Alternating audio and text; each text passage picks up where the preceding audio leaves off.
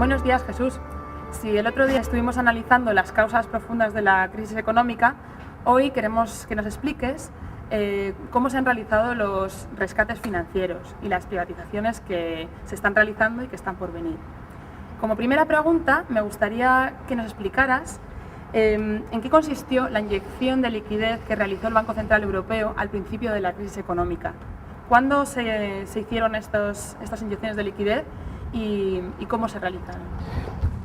Bueno, Tania, a finales del año 2008 apareció en Europa y en Estados Unidos el problema de la insolvencia de los grandes bancos, porque en su activo estaba compuesto en gran parte por activos basados en las hipotecas subprime norteamericanas, activos tóxicos que empaquetaban todo este tipo de activos derivados de operaciones especulativas inmobiliarias, que en la práctica no valían nada, entonces eran imposibles de convertir en dinero. En una situación de pánico financiero como la que se generó a finales del año 2008, tanto el Banco Central Europeo como la Reserva Federal en Estados Unidos llegaron a la conclusión de que si no se inyectaba liquidez en el sistema financiero europeo y norteamericano, se podía asistir a una quiebra en cadena de grandes entidades financieras que daría lugar a una situación catastrófica en el sistema financiero. Pero vamos a explicar en qué consiste eso de la inyección de liquidez, porque así, dicho de esa manera, da la impresión de que simplemente se trataba de un intercambio de activos, que es como se ha presentado oficialmente. Oficialmente se trataba de que el Banco Central Europeo, en este caso hablando de Europa, pues entregaba dinero a cambio de activos que eran difíciles de convertir en dinero, que no eran líquidos, porque la liquidez de un activo consiste esencialmente en su facilidad para ser convertido en dinero. Pero en este caso, estos activos que no podían ser convertidos en dinero no era por dificultad de conversión, sino porque no valían nada. Eran activos, lo que llamamos los activos tóxicos, o sea, activos sin valor. La banca europea estaba en una situación de quiebra técnica en gran parte, incluyendo, en eso también estaban afectados los bancos españoles, y necesitaba rápidamente tener en su activo, o sea, activos con valor, que sustituyeran a estos activos tóxicos. Entonces la llamada inyección de liquidez que realizó el Banco Central Europeo, que fue realizando a finales del 2008 y principios del 2009, consistió en entregar dinero legal de nueva emisión, porque tuvo que realizar grandes emisiones de nuevo dinero legal, a cambio de estos activos tóxicos sin valor que tenían los grandes bancos europeos en sus balances. Para hablar claro, o sea, entregaron dinero legal de nueva emisión, o sea, dinero del bueno, a cambio de papeles que prácticamente no tenían valor. Es una versión actualizada del timo de la estampita. El valor aproximado de las operaciones que se hicieron en Europa fue entre 4 y 5 billones de euros. Todo esto, bueno, pues evidentemente no se ha hecho con transparencia y mucho menos, digamos, con conocimiento del gran público, porque entre otras cosas, además, el Banco Central Europeo, al no ser un banco vinculado a ningún Estado nacional, no tiene que dar cuenta de sus operaciones en ningún parlamento. Sus operaciones son conocidas por un comité de expertos que representan a los bancos nacionales, a la Unión Europea, es decir, de alguna manera son conocidas por los especialistas de los negocios financieros, en gran parte además derivados de los propios negocios financieros privados. De alguna manera el Banco Central Europeo no da cuentas de sus actividades ante la ciudadanía europea. Y todo esto lo hizo de forma, digamos, autónoma, con el conocimiento de las autoridades europeas, pero ya digo, sin ningún control de la ciudadanía. Te quería preguntar una cosa sobre este tema. El Banco Central Europeo, ¿qué es lo que hace cuando está inyectando liquidez exactamente? ¿Los bancos comerciales acuden a él y él les presta dinero? Bueno, de las funciones, explicar un poco al gran público qué es lo que hace el Banco Central Europeo, cuáles son sus funciones, cómo funciona realmente, y a un nivel no de universidad, digamos, sino un poco más divulgativo. Sí, te lo voy a explicar. Dentro de lo que llamamos la etiqueta inyección de liquidez se encubren operaciones muy diversas. Una de ellas es esto que he comentado, que fue la compra de activos tóxicos sin valor. Hay otro tipo de operaciones. Perdona que te interrumpa, ¿qué es lo que compra exactamente? ¿Está comprando paquetes de hipotecas? Sí. O sea, ¿hay casas detrás? Sí. ¿Hay urbanizaciones? ¿Qué es lo que...? Sí, ¿Es algo tan intangible? El caso de los activos tóxicos derivados de las hipotecas subprime lo que había eran activos derivados de hipotecas que se habían concedido en el mercado hipotecario norteamericano, pero que luego habían sido empaquetadas, o sea, es decir, unificadas para crear otro tipo de activos derivados y a su vez vendidas a otros intermediarios. De alguna manera, los propietarios de esos activos ya no tenían nada que ver con quienes habían concedido los préstamos. Esos activos circulaban por el mercado financiero y en último extremo su valor descansaba en el hecho de que el prestatario, o sea, el ciudadano que había recibido el préstamo para comprar la casa, pagase finalmente ese préstamo. Si estos prestatarios no pagaban los préstamos, todo eso perdía valor. En el momento en que se vio que claramente estos préstamos no iban a ser devueltos, estaba claro que todos estos activos derivados, que es lo que llamamos los activos tóxicos, no tenían ningún valor, por muy empaquetados que estuvieran y muy, digamos, disimulado que estuviera su dependencia del último pago o del pago en última instancia de las hipotecas. Eso fue, digamos, la operación de primaria de inyección de liquidez fue la compra de esos activos en manos de la gran banca europea. Hay que decir en ese sentido que España no estaba muy implicada en el caso de los activos tóxicos norteamericanos, aunque sí teníamos algo de eso, porque en realidad nosotros teníamos nuestros propios activos tóxicos, que eso es una cosa que comentaré más adelante. Pero bueno, cuando me has dicho tú el tema de la inyección de liquidez, hay que decir que ahí hay otro tipo de operaciones, es decir, no solamente la compra de activos sin valor, sino también el crédito a la banca, para que la banca realice a su vez operaciones de crédito con empresas o principalmente con los estados nacionales. Cuando se creó la Unión Europea, la Unión Monetaria Europea, y se crea el Banco Central Europeo, se restringió, o sea, se eliminó la posibilidad de que el Banco Central Europeo concediera créditos directamente a los estados. Es decir, a diferencia de los bancos centrales nacionales que siempre habían existido, que en última instancia eran los prestamistas del Estado, que se hacían cargo en última instancia de la deuda, si hacía falta compraban incluso la propia deuda pública del Estado. El Banco Central Europeo se le eliminó esa posibilidad. El Banco Central Europeo de entrada se estableció que no podría prestar dinero directamente a los estados, entre otras cosas para eliminar el riesgo de inflación en situaciones de déficit público, o que el Banco Central Europeo sirviese para alimentar el déficit público. De alguna manera eso está basado en la idea, digamos, la filosofía ortodoxa neoliberal monetarista de que los estados debían financiarse a través de la iniciativa privada, que actuaría como disciplina para evitar un excesivo endeudamiento del gasto público con finalidades sociales. Entonces, el mecanismo que se produjo como consecuencia de esto fue que los estados, cuando necesitan emitir deuda pública, tienen que acudir al mercado. O sea, el mercado en general es a los prestamistas privados.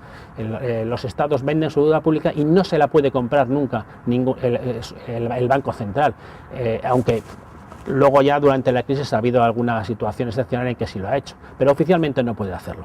Entonces, para comprarlo a la banca comercial, esta banca comercial tiene que tener recursos para poder hacer estas operaciones. Entonces, el Banco Central Europeo lo que ha estado haciendo durante todo este tiempo, y sigue haciendo actualmente, es facilitar fondos a los bancos privados para que a su vez estos compren la deuda de los países, la deuda de los estados. La cuestión, y hay que decirlo, importante, que la gente debería saber en este tema, es que eso supone un enorme negocio garantizado para los bancos y para los negocios financieros, porque el Banco Central Europeo presta a muy bajo interés estos fondos a los especuladores, a los bancos privados.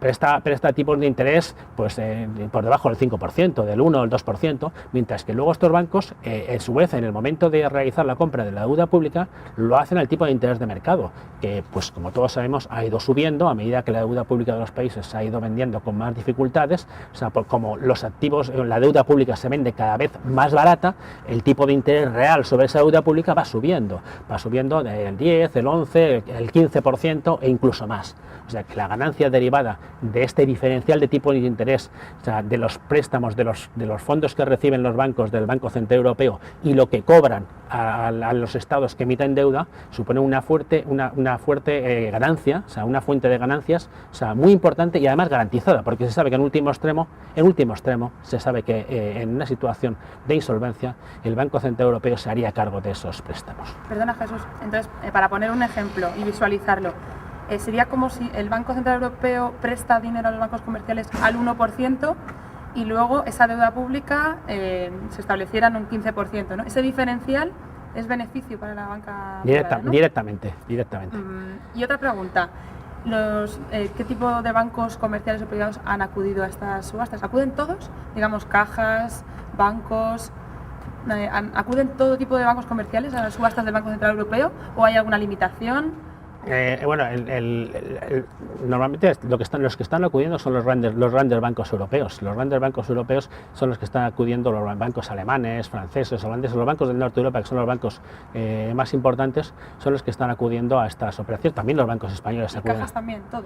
Sí, no hay límite en ¿Cualquier banco comercial? No hay límite en principio para recibir estos fondos. Estas líneas de liquidez que ha establecido el Banco Central Europeo, que de alguna manera oficialmente lo que se presentaban como una forma de asegurar liquidez al sistema financiero para que a su vez este sistema financiero esté en condiciones de dar crédito a la economía, de sostener la demanda y de mantener la actividad económica. Es un sistema, digamos, es una forma de crear demanda basada en una filosofía fuertemente monetarista. En lugar de que el Estado cree demanda directamente a través de su propio gasto público, se trata de de dar fondos a la demanda privada para financiar la demanda privada de forma que esto sostenga la actividad económica. Entonces, esta es la filosofía que ha estado detrás de todo eso. ¿Qué pasa? Que bueno, que estos bancos luego en la práctica, en muchos casos, en la gran mayoría de los casos, y eso es un problema que se está viendo mucho en España, no están en condiciones de conceder créditos a las actividades económicas privadas, fundamentalmente a la pequeña empresa, porque estos fondos que están recibiendo son prácticamente para su propio funcionamiento, porque son bancos que tienen fuertes dificultades encubiertas dentro de sus propios balances y no están en situaciones de conceder este crédito. O sea, estos fondos están únicamente destinados a asegurar su propio sostenimiento como bancos y no a financiar en último extremo la actividad económica. Ahora te quería preguntar sobre los rescates españoles que se han producido en nuestro país. En concreto, sobre el Fondo de Adquisición de Activos Financieros, el llamado FAF, el FROB, que es el Fondo de Reestructuración Ordenada Bancaria, y el PLANE. ¿Nos podrías explicar uno a uno en qué han consistido estos fondos? Tienen distinta finalidad. El FAF fue un fondo que se creó para comprar activos financieros, activos emitidos por entidades financieras de alguna manera en situación de crisis. Me explico. Desde el principio se vio que en el sistema financiero español había algunas entidades especialmente vulnerables, sobre todo cajas de ahorros y algún banco, digamos, de segunda categoría, que estaban más afectados por las posibles situaciones de insolvencia. Estas entidades financieras necesitan de vez en cuando emitir pues bonos, títulos, etcétera, para financiarse. Entonces el FAF surgió, digamos, como una forma de garantizar con dinero público que estas emisiones de activos financieros por parte de estos bancos que estaban etiquetados un poco, digamos, como sospechosos, pudieran tener salida y no tuvieran que acudir directamente al mercado. Porque el problema es el siguiente: cuando una entidad ya sospechosa de tener dificultades acude al mercado para financiarse, sus activos son difíciles de vender, sus activos bajan de precio y de alguna manera eso refuerza la convicción de que esta entidad está en dificultades, con lo cual eso, digamos, en el sistema financiero hay, digamos, muy fuertes condicionamientos psicológicos y eso refuerza la sensación de que este banco va a entrar en crisis. Entonces, lo que hacía el Estado, lo que ha venido haciendo es, cuando en el caso de estas entidades, comprar directamente estos activos que oficialmente y en principio no son activos tóxicos, sino que son activos de alguna manera que se supone que van, que por ejemplo son créditos que serán devueltos, que tendrán una rentabilidad y que de alguna manera que el Estado lo que está haciendo es comprar un activo rentable. en algún momento podrá ser, digamos, reembolsado. Pero además no se hace de forma pública, porque una de las características de estas operaciones es que se mantenía en secreto quiénes eran las entidades que recurrían a esto, para de alguna manera no etiquetarlas como sospechosas, porque si no, una entidad que recurría a estas operaciones pues ya automáticamente pues era sospechosa de estar en situación de insolvencia. De esta manera el Estado pues se ha convertido en prestamista de estas entidades.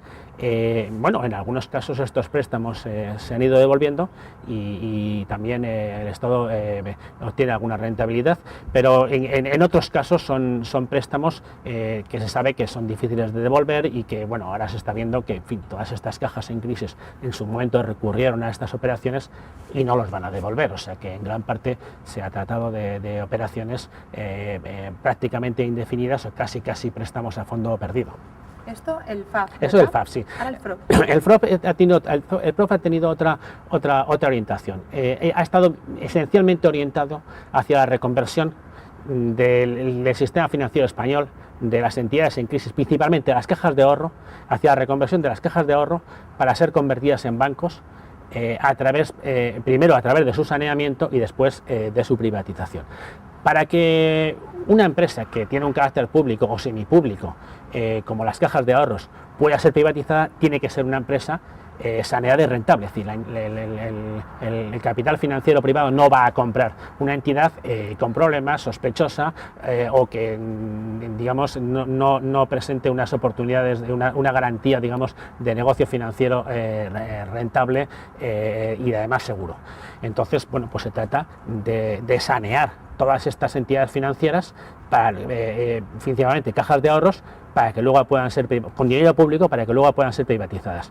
Entonces el FROP recurre a dos tipos de operaciones. Las más directas son entregas de fondos, digamos, directamente para tapar agujeros, como la operación que está ahora mismo de actualidad de la Caja de Ahorros del Mediterráneo, en la cual 2.800 millones se han entregado directamente para tapar el agujero, o sea, es una ayuda a fondo perdido.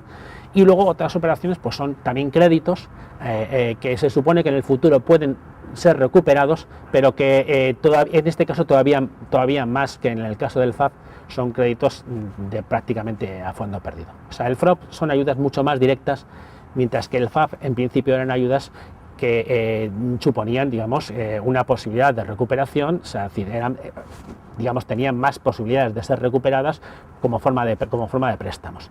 El FROP va destinado esencialmente a reconvertir el sector financiero semipúblico en crisis para una vez saneado ser convertido en bancos privados mediante su privatización, su subasta a los grandes bancos. Y luego finalmente el plan E, que es lo último que me has preguntado.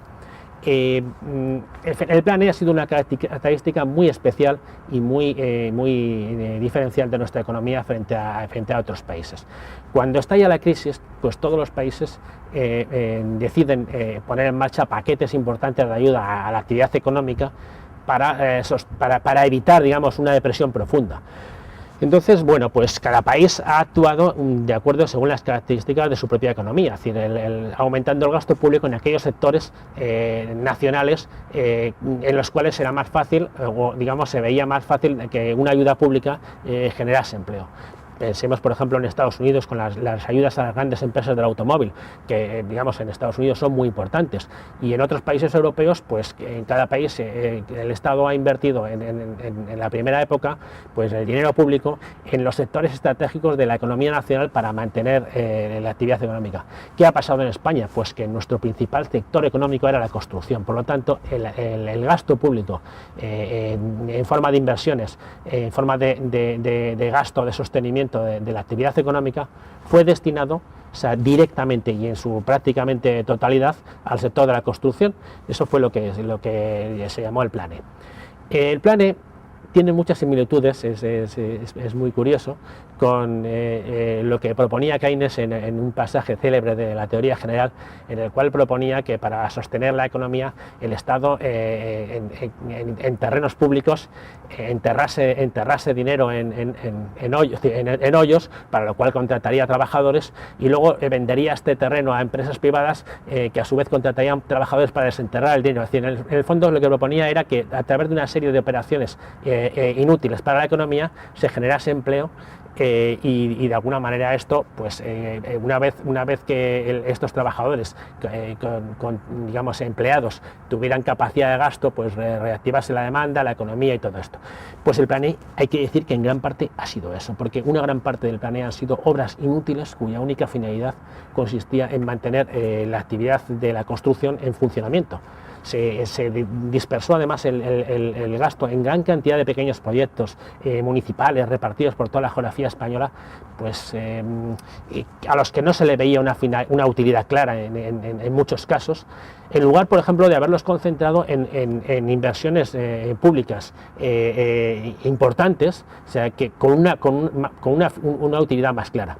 Pero bueno, hay que decir también que el plan E tenía, aparte de todo esto, una finalidad política propagandística, porque bueno, pues servía para crear en toda la ciudadanía la sensación de que el Estado estaba haciendo algo para crear empleo, algo para enfrentarse a la crisis, y bueno, pues todos hemos visto que todas las obras del plan E pues estaban fuertemente publicitadas en todos los puntos en los que se realizaban y que tenían además esta finalidad. Pero ya digo, ha sido esencialmente, por hacer un símil, igual que el plan de rescate de la banca ha consistido en rellenar de dinero público la burbuja financiera, el plan E en gran parte ha consistido en rellenar de cemento público la burbuja de la construcción, o sea, en sostener con demanda pública un sector que por otra parte estaba muy necesitado de una reconversión y que hay que decir que a largo plazo está tremendamente hipertrofiado, o sea que esos recursos han de ser destinados a otras cosas, porque en España no existe demanda para tanta actividad constructora, pero que a corto plazo fue sostenido por el Estado como una forma de hacer frente a la caída, a la depresión profunda del desempleo. Entonces, ha sido. En ese aspecto del desempleo te quería preguntar si el plan E contemplaba en sus requisitos, digamos, para ser solicitado, que esos empleos creados fueran estables, quiero decir, o era empleo temporal. No, esencialmente el empleo de construcción, como todo el tipo de empleo que ha habido anteriormente, pues es un empleo muy vinculado a la obra, son empleos que se crean en relación con la obra, es decir, muchas veces son contratos, lo que se llama contratos de obra, especialmente vinculados a la terminación de la obra. No hay necesariamente ninguna garantía de estabilidad en esos empleos. La construcción es una de las actividades económicas con más temporalidad. O sea. Y otra pregunta, el plan E iba fundamentalmente dirigido al sector de la construcción, no al sector, digamos, de la sanidad pública. No. O de otros servicios sociales que fueran necesarios en esos ayuntamientos, ¿no? Sobre todo estaba enfocado a la construcción. Hombre, vamos a decir, algunas de las obras de construcción iban destinadas a la creación de algún centro público destinado, pues yo que sé, una biblioteca. Sí que es verdad que una parte de estas obras tenían una utilidad social, pero eso era un efecto secundario. El efecto primario, el objetivo primario, consistía en sostener la demanda de la industria de la construcción. Y ya digo, muchas veces pues se trataba simplemente de reconstruir, yo que sé, una esquina, una glorieta, poniendo ladrillos parecidos a los que había antes y simplemente mantener ahí a una serie de trabajadores haciendo labores de construcción. Y la pregunta es, ¿se han devuelto todas estas ayudas, todos estos préstamos, y hay alguna forma de controlarlo? ¿La ciudadanía puede consultar alguna página web donde se vean estos datos? Vamos a ver, en el caso del plan E no eran préstamos, el caso del plan E han sido, digamos, fondos entregados. Se dice, fondos entregados de forma directa a los ayuntamientos, eran fondos públicos que eran administrados por las administraciones locales y autonómicas para realizar este tipo de obras. Es decir, ahí no hay ningún tipo de préstamo. El caso, digamos, que más tiene relación con la pregunta que me haces es el del FAF. O sea, el FAF era esencialmente un sistema de préstamos públicos a entidades financieras para que se financiasen a través del Estado y no a través del mercado. Pues se han devuelto, o sea, una parte, y hay que decir que hay digamos, algunos que han producido rentabilidad al sector público, es decir, que no han sido préstamos perdidos.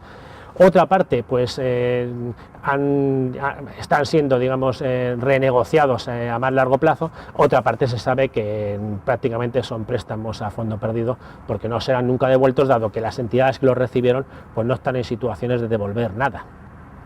Y ahora te quería preguntar sobre la Caja Castilla-La Mancha, sobre el proceso de privatización de Bankia y también sobre la CAM. Te quería preguntar cómo se están produciendo estos rescates en algunos casos y paso de ser caja a banco y su salida a bolsa.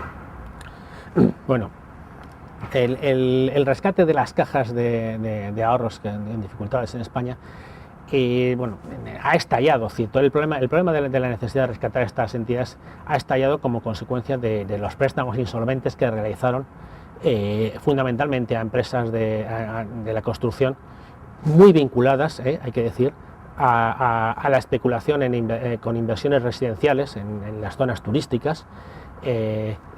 No es casualidad que la localización geográfica de estas entidades esté muy relacionada con las áreas de inversión residencial turística, y bueno, incluso por ejemplo en el caso de Madrid hay que decir que Madrid es, como decirlo así, nuestra costa interior, o sea, porque en Madrid también ha habido una inversión residencial y para el sector del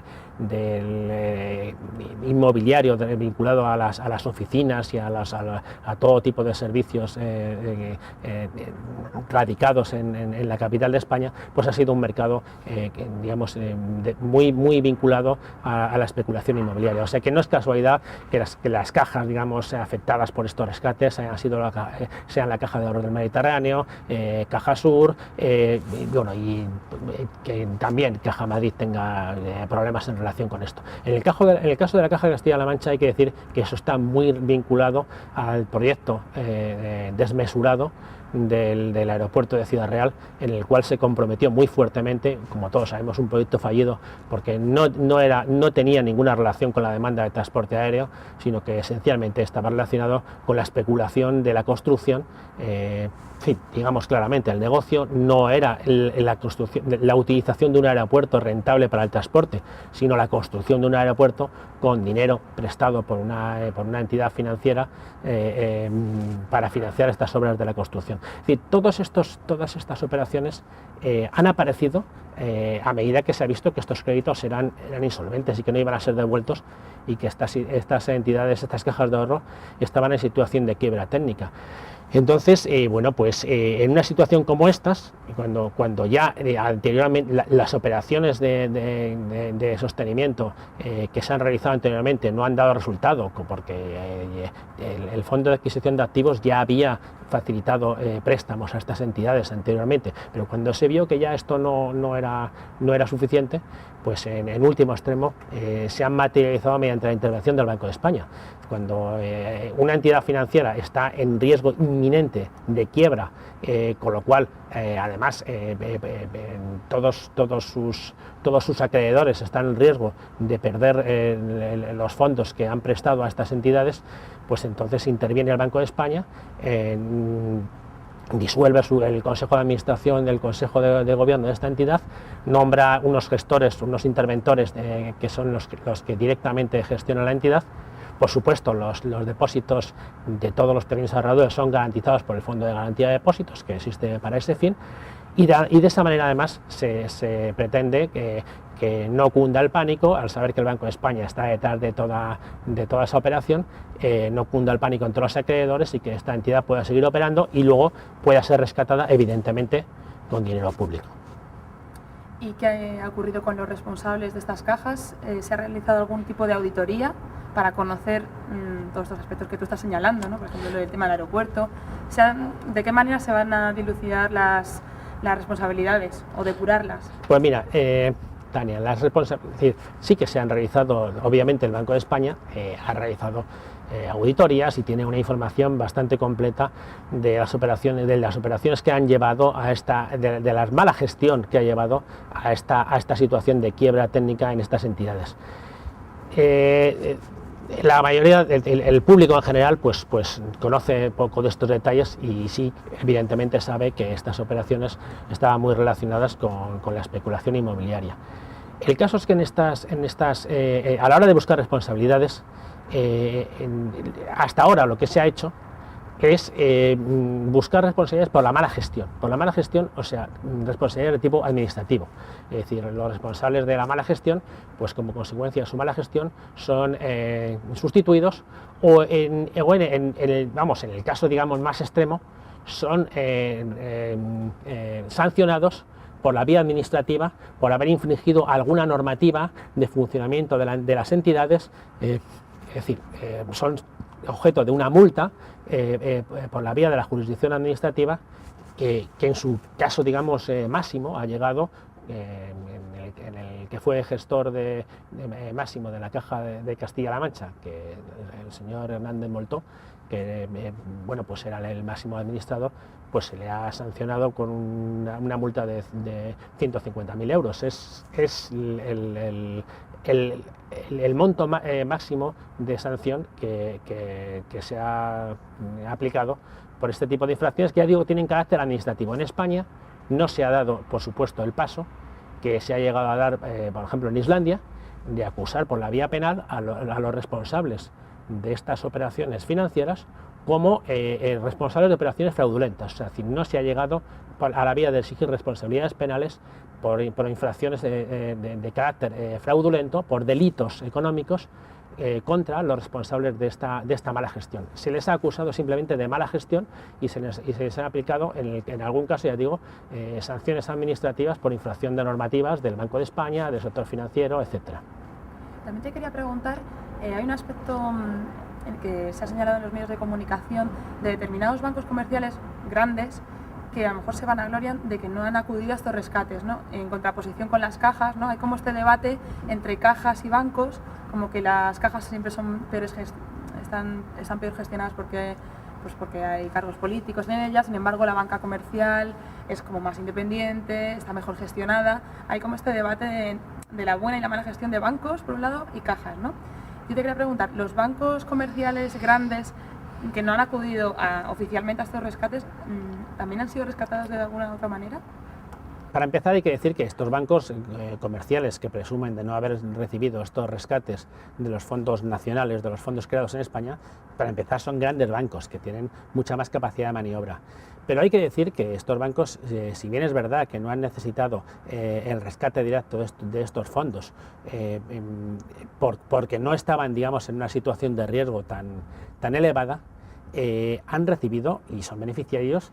Primero, de los grandes rescates del Banco Central Europeo se beneficiaron todos los grandes bancos de Europa, pero en segundo lugar se siguen beneficiando de todas las inyecciones de liquidez permanente que están recibiendo, que eso, hay que decirlo, claro, es un rescate permanente que están recibiendo estos bancos en la forma de estos créditos a muy bajo interés que les permiten seguir operando dentro del sistema financiero europeo con fondos públicos prestados y garantizados a un coste muy bajo, que les permiten además obtener grandes ganancias en la compra de la deuda pública y en la compra de todo tipo de inversiones financieras que están ahora realizando en los mercados.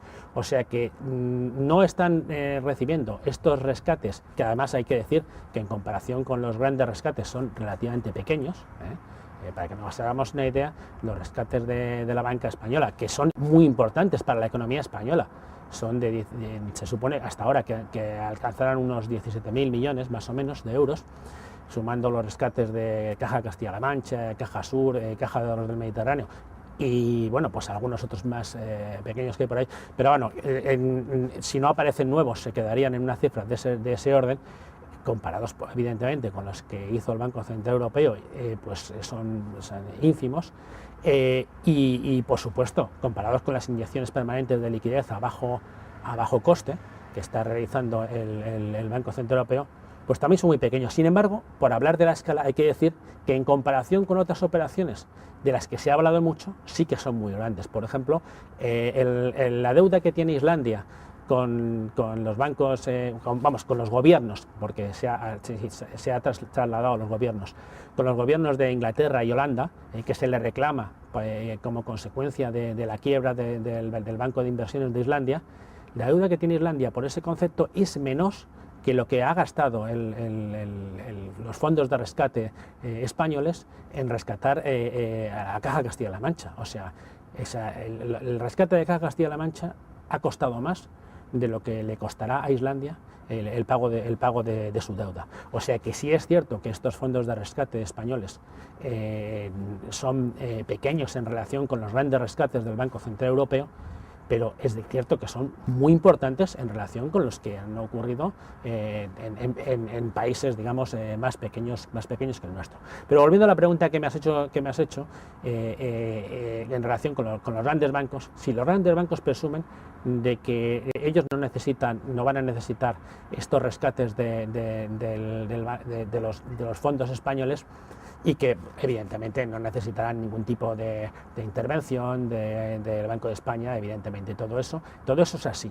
pero eso no quiere decir que las grandes entidades financieras españolas estén en una situación tan saneada como la que se ha ido diciendo desde el principio, porque acumulan en su activo importantes activos de dudoso cobro relacionados con créditos a la construcción, que se sabe que en gran parte pues serán fallidos, y sobre todo acumulan, o sea, una parte muy grande de hipotecas también fallidas, que les ha convertido en propietarios de una gran parte del parque inmobiliario de España, viviendas que forman parte de su activo y que no son sacadas a la venta, entre otras cosas, porque están sobrevaloradas por el valor de compra inicial, y si ahora se sacasen a la venta, pues se verían fuertemente devaluadas y darían lugar, o sea, obligarían a una reestructuración de sus balances que haría ver que su situación financiera no es tan solvente como aparece. O sea, dicho de otra forma, es cierto que los grandes bancos tienen menos problemas que las cajas, pero los grandes bancos españoles tienen un problema muy importante de morosidad relacionado con nuestra especulación inmobiliaria, o sea, dicho de otra manera, con nuestros activos tóxicos, porque España generó sus propios activos tóxicos. No nos vimos implicados de forma masiva en el problema de los activos tóxicos de la deuda de las hipotecas norteamericanas, pero nuestro mercado generó sus propios activos tóxicos.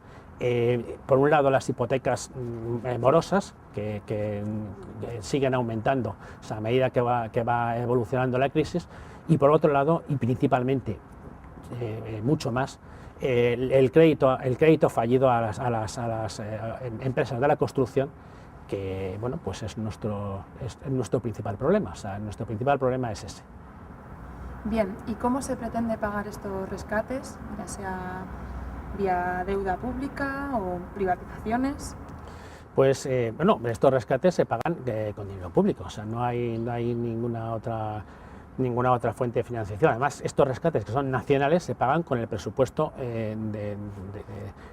público español. Es decir, aquí se trata simplemente de fondos generados dentro de España. Pues lo que hacen es aumentar el déficit público, se pagan con cargo a los impuestos, y si los impuestos no son suficientes, pues con cargo a la deuda pública que se sigue emitiendo y a la cual sigue recurriendo España regularmente para financiarse en los mercados financieros. ¿Y podrías hablarnos de las privatizaciones que se encuentran en marcha? Bueno, pues a ver, como parte de las necesidades de financiación públicas, pues una de las vías, digamos, que están sobre la mesa es la de privatizar algo de lo que aún quede por privatizar, porque la verdad es que en España ya no queda mucho por privatizar. En España el Estado, digamos, el sector público era propietario todavía de importantes inversiones a comienzos del siglo XXI. Estas inversiones fueron privatizadas durante las dos legislaturas de principio del siglo, y bueno, pues ya queda muy poco que privatizar. Queda muy poco que privatizar, pero todavía quedan algunas inversiones públicas importantes que podrían ser privatizadas. Se ha hablado ya de los aeropuertos, no todos, porque hay que decir que parte de los aeropuertos no son rentables. Cuando se trata de privatizar, no solamente hay que ver qué propiedades posee el Estado, sino se trata de ver qué propiedades rentables posee, porque el Estado posee propiedades e inversiones que no son rentables ni atractivas para la iniciativa privada, pero dentro del sistema aeroportuario español hay algunos aeropuertos especialmente rentables, que son, diríamos, la joya del sistema aeroportuario, como por ejemplo el de Madrid, con la gran inversión de la T4, que bueno, pues se va a privatizar, también el aeropuerto de Barcelona, y algún otro más que aparezca por ahí. Otra cosa que podría ser privatizada, de la que todavía no se habla explícitamente, pero que está sobre la mesa, es parte del sistema ferroviario. Dentro del sistema ferroviario español hay partes que no son rentables, pero hay otras partes que sí son muy rentables. Todas las líneas de alta velocidad sí son rentables, podrían ser privatizadas en el futuro, parte de la red de cercanías también. En fin, el sistema de ferroviario podría ser privatizado en parte. Y luego, ya aparte de la privatización, de la venta directa de empresas, existe otra fuente de ingresos a base por la vía de privatizaciones, que es la privatización de la gestión de servicios públicos. Estamos hablando principalmente de la subcontratación de la gestión de servicios públicos, que es una vía de privatización muy rentable para las empresas que acceden a ella, porque se trata de servicios públicos con una demanda garantizada, o sea, de servicios que tienen una demanda cautiva, que se sabe que va a ser soportada por fondos públicos, porque la sanidad pública seguirá existiendo, por muy disminuida que sea, y también, bueno, pues la enseñanza, en fin, otro tipo de servicios, por ejemplo, el suministro de aguas, también son empresas que lo que todavía no esté privatizado será privatizado.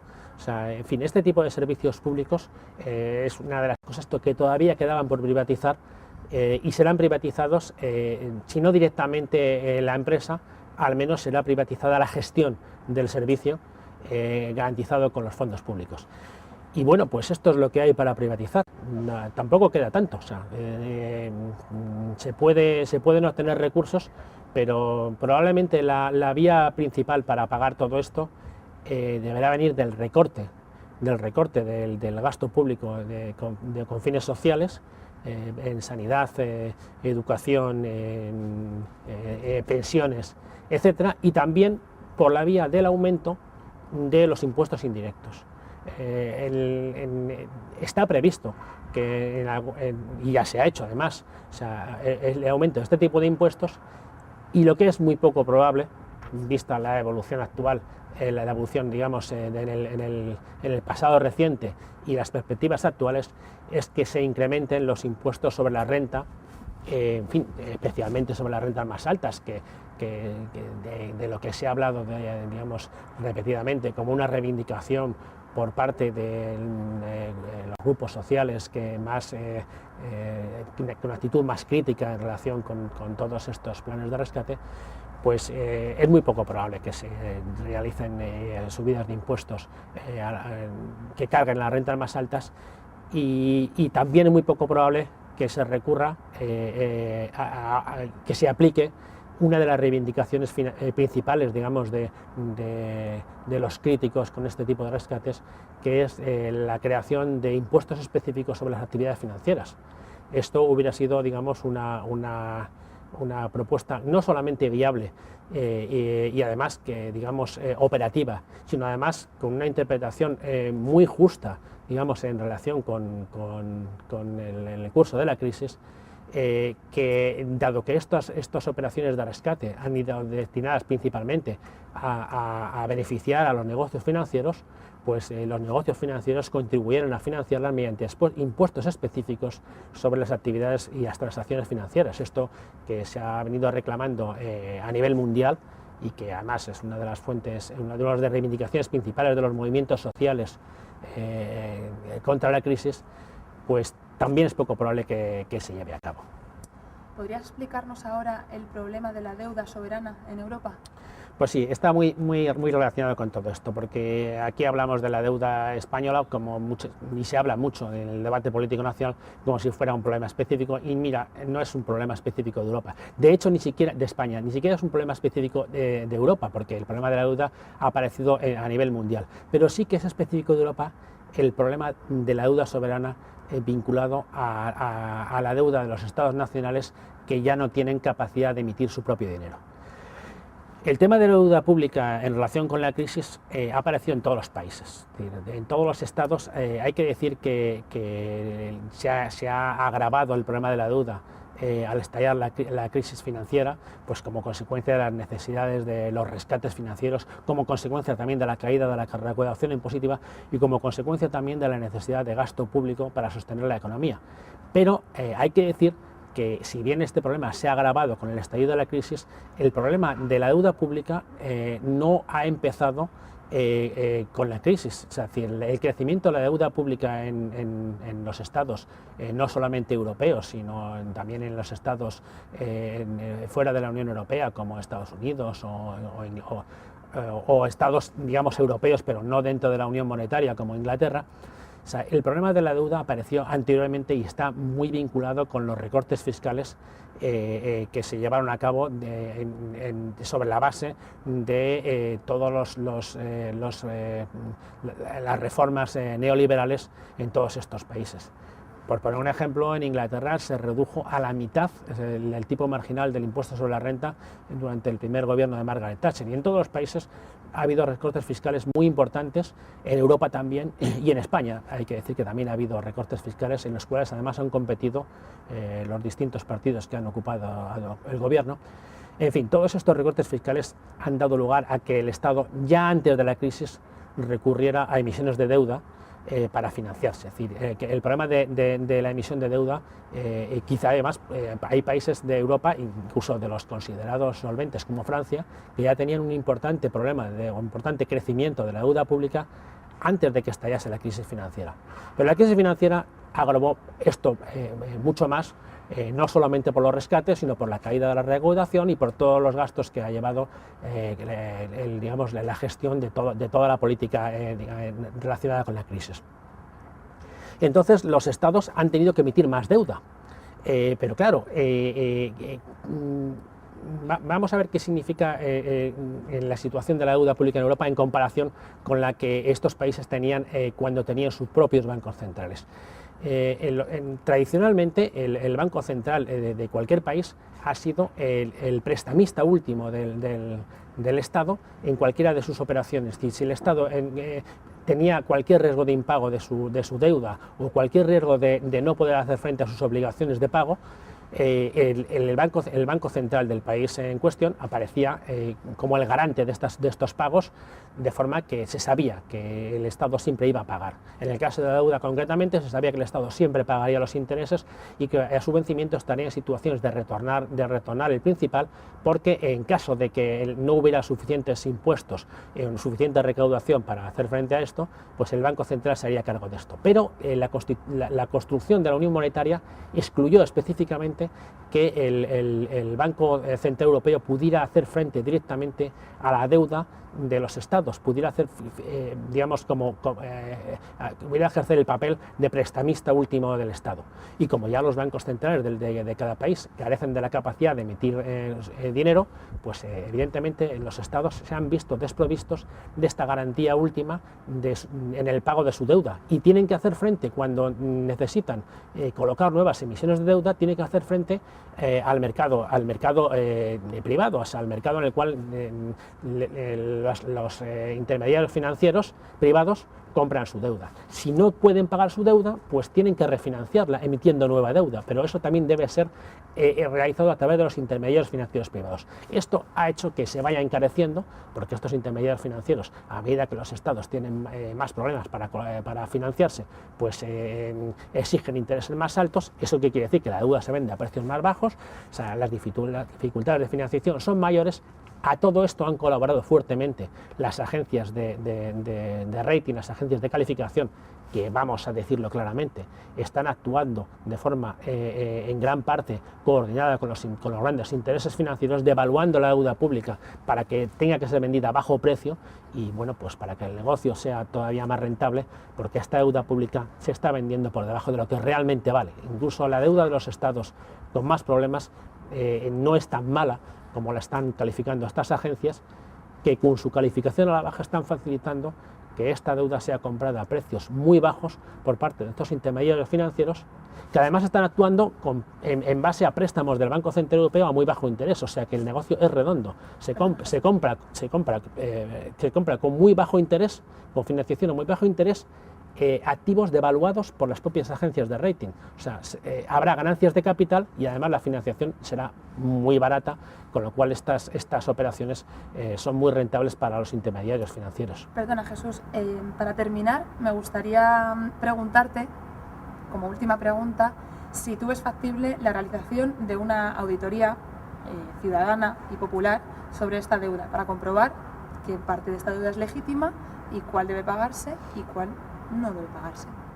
Bueno, ya en lo que he dicho al principio sobre el origen de la deuda soberana, de la situación de la deuda soberana en Europa, ya queda implícito que una parte de esta deuda en realidad es ilegítima, porque su origen no está vinculado con gastos sociales o con gastos, digamos, que tengan una repercusión, que reviertan directamente sobre las necesidades sociales de la ciudadanía, sino que su origen está vinculado en gran parte a los recortes fiscales que han obligado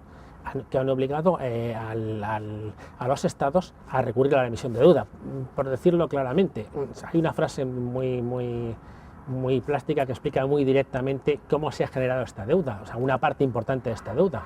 O sea, la deuda pública realmente es un sistema por el cual las clases más adineradas, o sea, los ricos, digámoslo así directamente, prestan al Estado los fondos que no han pagado en forma de impuestos. O sea que en la medida en que ha habido recortes fiscales que han permitido un importante aumento del ahorro de las clases privilegiadas en todos estos países, o sea, estas clases han colocado posteriormente estos fondos ahorrados en deuda pública, porque además el Estado, como consecuencia del recorte de impuestos, necesitaba esta financiación vía deuda pública. O sea que ha habido, digamos, un procedimiento que se autoalimentaba. El Estado rebajó los impuestos, necesitó más financiación vía deuda pública, pero esta rebaja de impuestos permitió el ahorro privado de las rentas más altas, y este ahorro privado se ha ido canalizando en gran parte en la compra de la deuda pública que el Estado necesitaba emitir para financiarse.